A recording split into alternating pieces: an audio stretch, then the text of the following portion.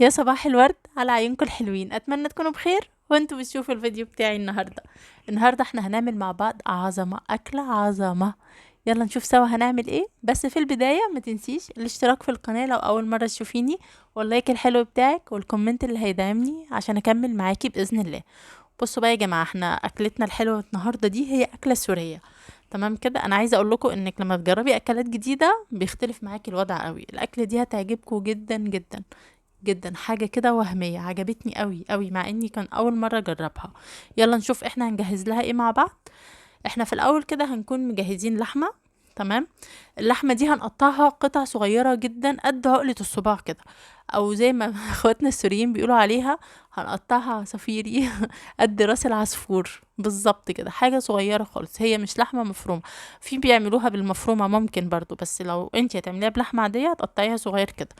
انا بقى يعني السوريين بيسلقوها، انا حبيت ادخل عليها كده افتكاسات او نعملها كده مصري على سوري، فانا عملتها بطريقه مختلفه شويه. يعني انا ما سلقتهاش، هوريكم انا عملتها ازاي.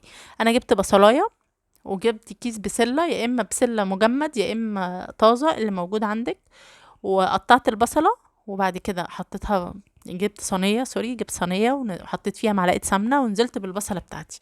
بدأت اقلب هم بقى في المرحلة دي ما بيعملوهاش كده، هم بيسلقوها. تمام، انا عملتها كده زي ما انتوا شايفين. نزلت بالبصلة، اول ما البصلة بدأت تدبل كده شوية معايا نزلت ببهاراتي. حطيت طبعا جوزة الطيب، ما اقدرش استغنى عنها ابدا ابدا ابدا. في اي اكلة تحفة تحفة، وبتخلي ريحة الاكلة فظيعة، بتقلب لك ريحة البيت. فانا نزلت بجوزة الطيب. تمام كده، وبعد كده نزلت بالفلفل الاسود بتاعي، وقلبي كويس كويس جدا جدا جدا. اللي بيحب يزود بهارات براحته يزود، انا ما بحبش البهارات كتير لاني بحسها بتغير الاكل، يعني بتغير طعم الاكل. بعد كده هنزل باللحمه بتاعتي. انا كنت هنا جايبه كيلو. براحتك بقى، جيبي كيلو، جيبي نص على قد الكميه اللي انت هتعمليها. وهننزل باللحمه ونبدا نقلبها مع البصل والبهارات بتاعتنا لحد ما كلها تتقلب كده ويبدا لونها يغير معاكي.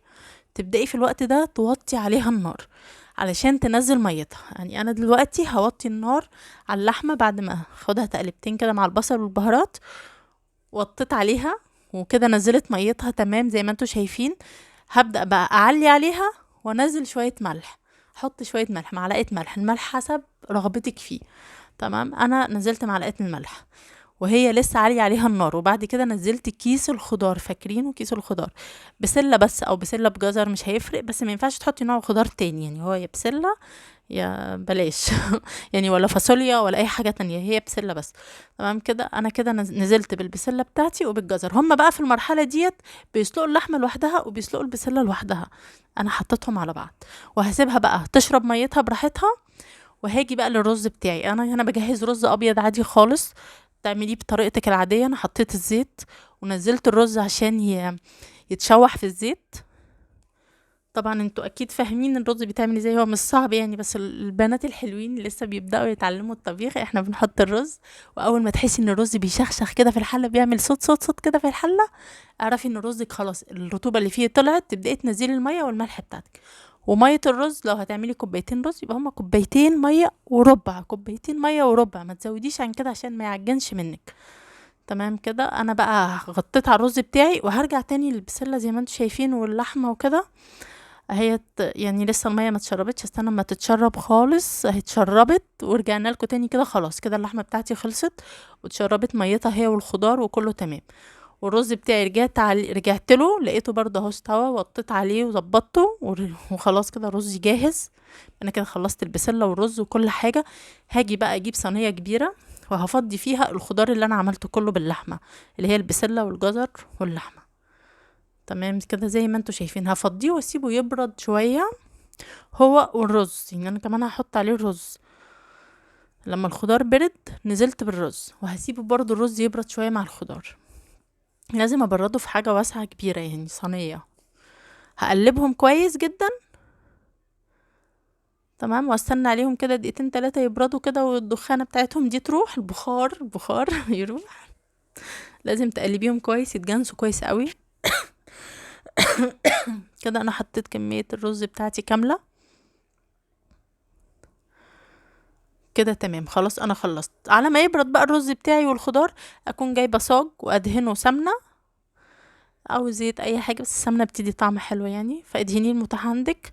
وهاتي بقى لفه الجلاش بتاعك وتعالي. انا طبعا هنا كنت محمصه شويه مكسرات وزبيب. حمصي اللي عندك، اي مكسرات انت حباها، هما بيعملوها بالصنوبر، بس اعملي المكسرات المتوفره عندك واللي حسب امكانياتك. انا هجيب البوله اللي انا هقطع فيها، اللي انا هرص فيها الاوزي.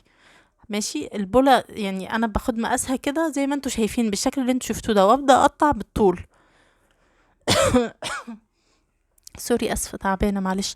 كده انا قطعت الجلاش كله مقاس تقريبا واحد، وقست بالبوله. اجيب بقى البوله بتاعتي دي، هعمل فيها ايه؟ هحط فيها الجلاش ونرص فيها الاوزي زي ما انتوا شايفين بالشكل ده. بس قبل ما احط الجلاش لازم ادهن البوله بتاعتي سمنه. تمام. فاحنا هنجيب السمنه وندهن البوله كويس جدا كده. بعد كده هتحطي الجلاش خلف خلاف، يعني واحده كده بالعرض والتانية بالطول زي علامه الزائد، وتنزليها بايديكي كده وتضمني انها نزلت كويس. تبداي بقى تجهزي حاجتك. الحاجة دي عبارة عن ايه؟ هحط معلقة مكسرات. ممكن لو انتي حابة تقلبي المكسرات مع الرز وكده ممكن، بس لو في عندك اولاد ما بيحبوش المكسرات اعملي كده اسهل لك زي ما انا بعمل. انا حطيت المكسرات وبعد كده بدأت احط الرز والخضار واحطهم في الاوزي. و- واقفل عليهم زي ما انتوا شايفين بالشكل اللي انتوا شايفينه ده كده. انا قفلت كده اول واحدة من الاوزي، اول بولة من الاوزي. تمام كده. وهروح احطها في الصاج. هاجي اعمل معاكم واحده كمان. انا شكلي لخبطتكم. هعمل معاكم واحده كمان بنفس الطريقه برضو. انا دهنتها سمنه وحطيتها خلف خلاف زي ما انتوا شايفين. وهبدا انزل شويه المكسرات بتوعي، وهبدا انزل الرز والخضار بتاعي. على فكره كده الاكله خلصت، هي الاكله مستويه يعتبر كده خلصان. احنا هنحطها في الفرن بس. حطي بقى الخضار بتاعك وقفلي. وانتي بتقفلي كده قفلي، بصي شايفين زي ما انا بقفل كده، بحيث ان ما يبقاش فيه رز باين ولا خضار باين ولا اي حاجه باينه. بعدين تقلبيها كده على ايدك زي ما انا قلبتها كده. تمام، حلو قوي. سويها بقى وظبطيها بايديكي الحلوين وحطيها في الصاج. هعمل الكميه كلها وارجع لكم. هعمل كمان واحده نفس الطريقه، سهله جدا مفيهاش اي مشكله.